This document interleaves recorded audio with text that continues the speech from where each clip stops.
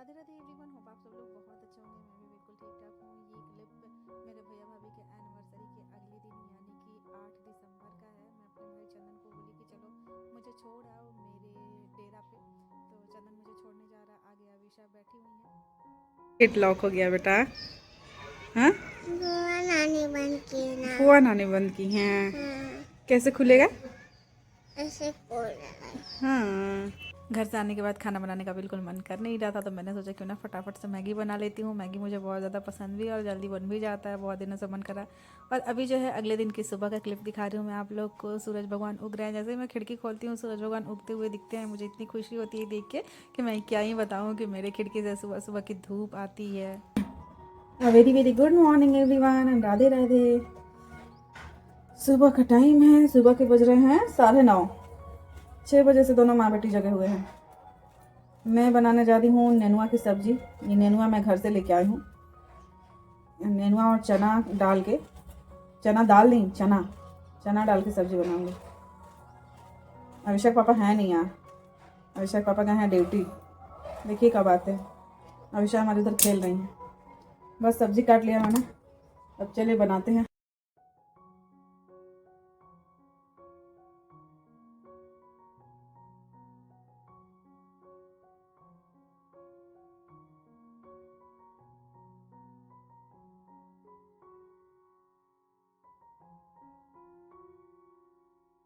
अगले दिन मैं चली गई थी मार्केट सब्जी लाने के लिए। बहुत सारी सब्जियां मैंने खरीद के लाया। अभिषेक पापा तो थे नहीं, सब्जियां ख़त्म हो गई थी, तो मैंने सोचा क्यों ना सब्जी खरीद के लाती हूँ। और साथ में कुछ कुछ चीज़ें जो कि घर की ग्रोसरी वाली या फिर ज़रूरत वाली ख़त्म हो गई थी वो भी मैं ले आई। माचिस 2 ले आई।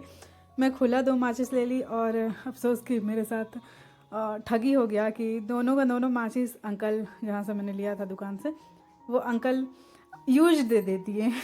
तो मैंने सोचा कि चलो कोई बात नहीं, कल जाके उनको दिखा के दूसरा ले आऊँगी। और बाकी तो बहुत सारी सब्जियाँ जैसे कि गोभी, ये एक कलछी भी मैंने ख़रीदा है, ये देखिए नया वाला, इसकी ज़रूरत थी मुझे तो वही मैं ख़रीद के ले आई। बहुत सारी सब्जियाँ जैसे कि गोभी वगैरह, मतलब जितनी भी सब्जियाँ मुझे मार्केट में दिख रही थी मैंने कोशिश किया कि ले लूँ। गाजर भी मैंने ले लिया कि मैं बनाऊँगी गाजर का हलवा, जो कि मुझे अविशा के पापा को बहुत ज़्यादा पसंद है। अविशा तो पता नहीं पसंद करेंगी कि नहीं, लेकिन मुझे और अविशा के पापा को बहुत ज़्यादा पसंद है। नींबू वगैरह भी मैं ले आई हूँ, दिखाती हूँ आप लोगों की मैं कौन कौन सी सब्ज़ी ले आई हूँ। टमाटर लाई हूँ, गाजर लाई हूँ, ये देखिए। इधर कुछ सब्जियाँ पहले से भी थी और कुछ आज मैंने ख़रीदा है, जैसे प्याज, गोभी और पता नहीं, मतलब मुझे ठीक से याद भी नहीं। और साथ ही साथ आज मैंने बनाया है खिचड़ी, जो कि जितनी भी सब्जियाँ मेरे पास थी सारी की सारी सब्जियाँ डाल के मैंने खिचड़ी बनाई है। मटर नहीं है, मटर रहता तो और ज़्यादा अच्छा खिचड़ी बनता, बट कोई बात नहीं है, जल्दी ही मटर भी ले आऊँगी। अभी मटर बहुत ज़्यादा महंगा है इसलिए मैं नहीं ले रही हूँ, बट जल्दी ही मटर भी ख़रीदने लगूँगी तो मटर की खिचड़ी बनाऊँगी, बहुत ज़्यादा पसंद आएगा। और अभी जो है खिचड़ी खाने के बाद मैंने सोचा क्यों ना जो कपड़े सूख गए हैं छत से ले आई हूँ उसको समेट के रख देती हूँ। अविशा के कपड़े हैं, मेरे कपड़े हैं और अविशा के पापा के कपड़े हैं। अभी ना मैं अपने कान में ब्लूटूथ लगा के नेक बैंड लगाए हुए अपनी बहन चांदनी से बात कर रही थी, और पता नहीं है मुझे बिल्कुल भी कि मैं क्या बात कर रही थी कि मैं इतना ज़्यादा हंस रही थी। तो मैं बना रही हूँ गोभी और आलू की सब्जी, साथ में बनाऊंगी रोटी। आज मैंने हेयर वॉश करके नहाया।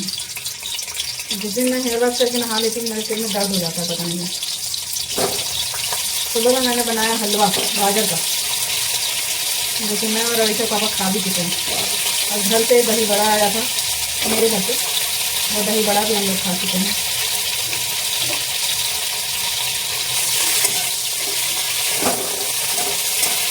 अविशा के पापा जिस दिन घर पे रहते हैं उस दिन पूरा दिन महीना काम करते रहते हैं, और जिस दिन वो घर पे नहीं रहते हैं कोई काम नहीं रहता।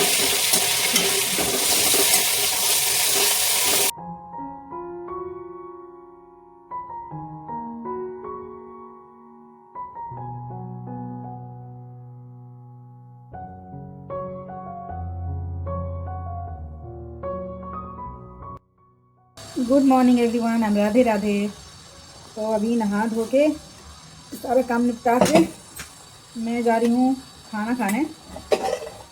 खाना आज फिर से मैंने बनाया है खिचड़ी, जबकि आज फ्राइडे है, बट फिर भी मैं कोशिश करती हूँ कि हर दूसरे तीसरे दिन खिचड़ी बना लूँ, क्योंकि मेरी बेटी अविशा को बहुत ज़्यादा पसंद है।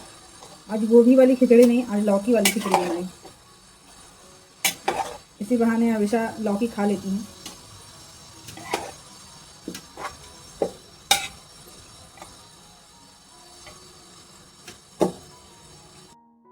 आज इतना ठंडा किया है कि खिड़की खोल के मैं दिखा रही हूँ। ये देखिए पूरा कुहासा, एकदम कुछ भी दिख नहीं रहा है। इतना ठंडा है आज, ये एकदम कुछ भी नहीं दिख रहा है। खिड़की खोलते ही ठंडी ठंडी हवाएं अंदर आ रही हैं, इसीलिए मैं आज खिड़की खोल ही नहीं रही हूँ। सुबह हो गया है, फिर भी लगभग 7:30 बज रहे हैं। बहुत ठंडी है आज, बहुत ज़्यादा। ये देखिए पूरा कुहासा।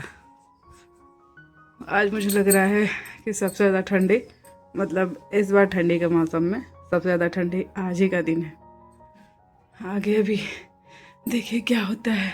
पूरा दिसंबर जनवरी बाकी है। जनवरी तो अभी रनिंग है, सॉरी दिसंबर रनिंग है, जनवरी रनिंग बोल रही हूँ। जनवरी में तो हालत ख़राब हो जाएगी। गुड मॉर्निंग अभी। Good morning. 6 बजे से जगे हैं हम। गुस्सा क्यों हो रहे हैं? हम गुस्सा क्यों हो रहे हैं? रूठ क्यों रहे हैं मम्मी से?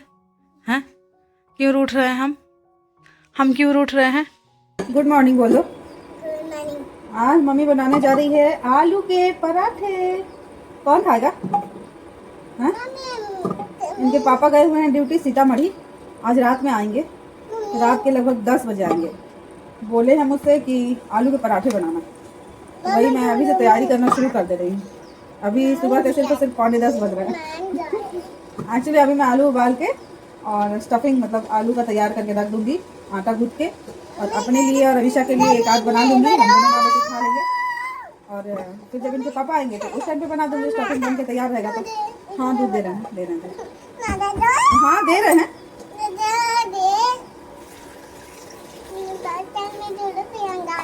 हाँ दूध पीना दे रहे हैं।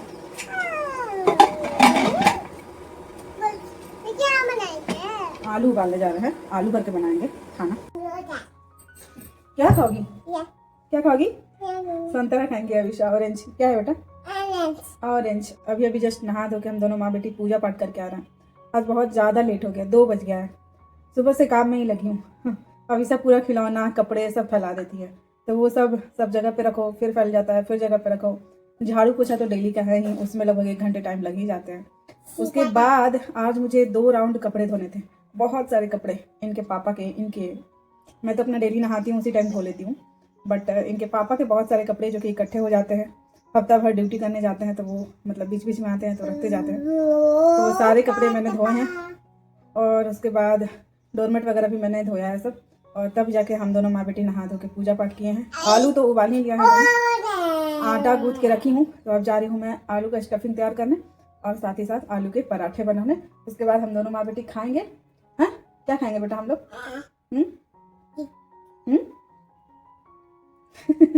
ये क्या हो रहा है?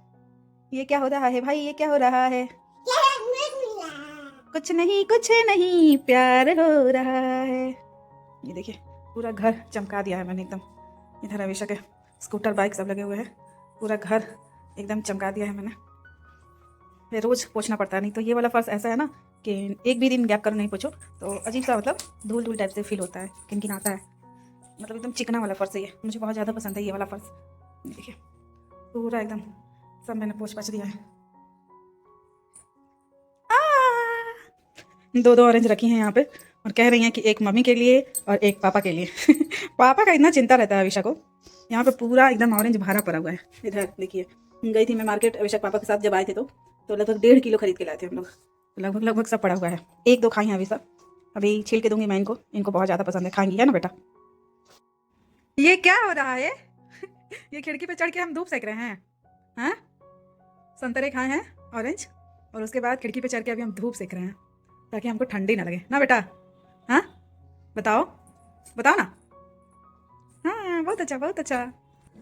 तो अभी जो है हम दोनों माँ बेटी खाना खा लिए हैं। क्या खाई हो अभी? क्या खाई हो खाना? पेट भर गया? और खाओगी? नहीं और खाओगी? रात में मम्मी फिर बनाएगी, फिर खाना, ठीक ना? पापा आ जाएंगे रात में। हम दोनों माँ बेटी खा पी के यहाँ बैठे हुए हैं। मुंह में उंगली नहीं करते। 100 बार मम्मी समझाती कि मुंह में उंगली नहीं करते, नहीं मानते हम। बार बार मुंह में उंगली करते हैं, गंदी बच्ची।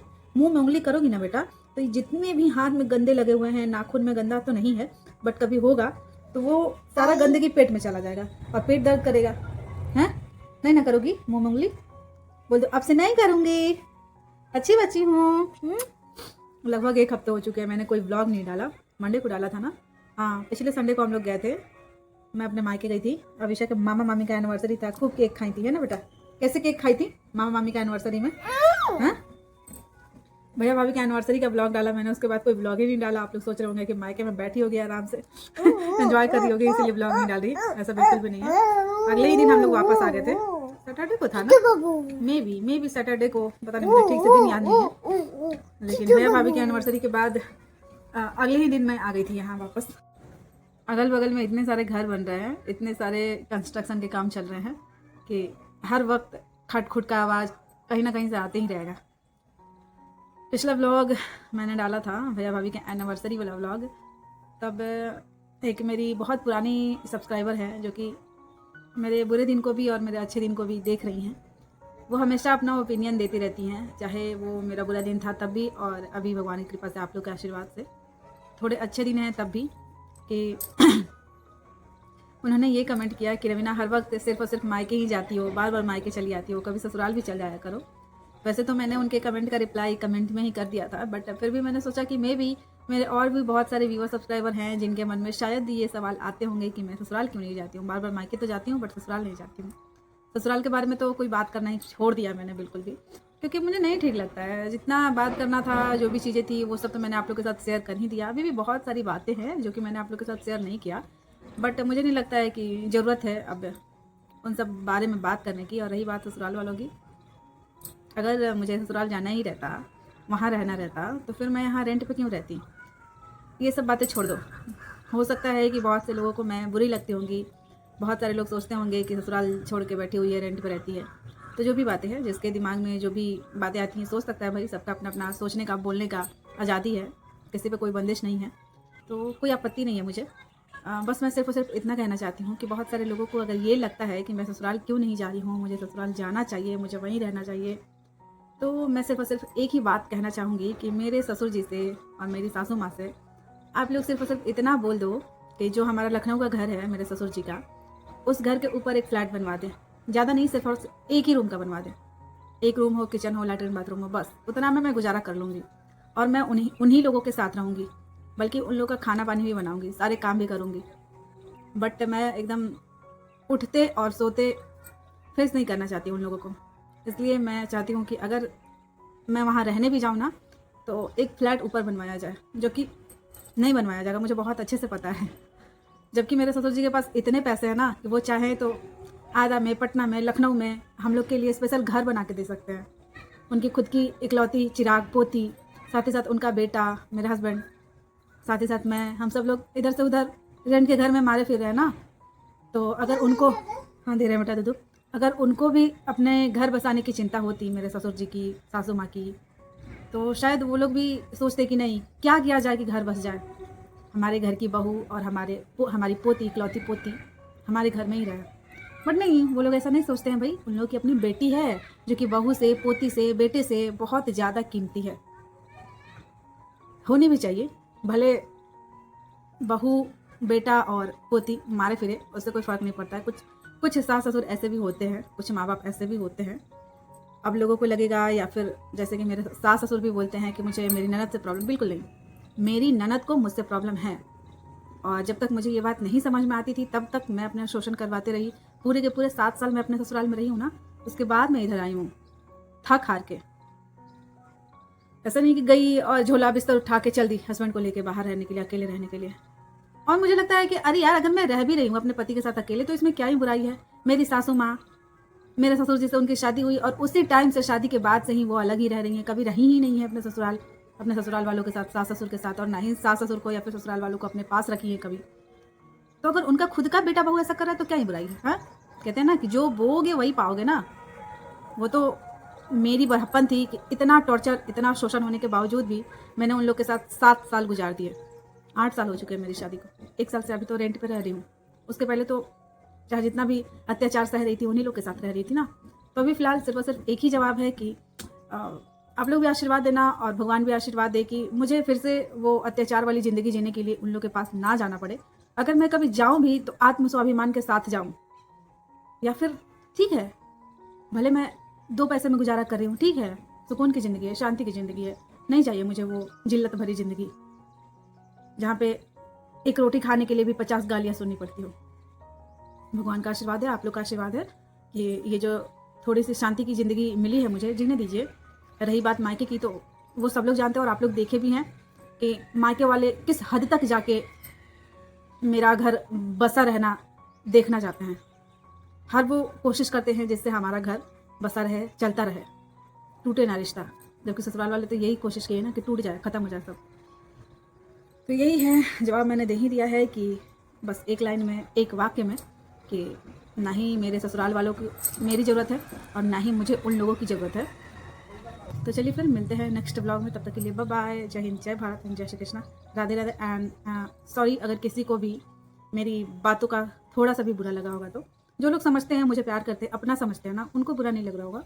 लेकिन जो लोग सिर्फ जजमेंटल होने के लिए आते हैं मेरा ब्लॉग देखने, तो उनको थोड़ा सा बुरा लग सकता है। चलो कोई बात नहीं, चलिए फिर मिलते हैं।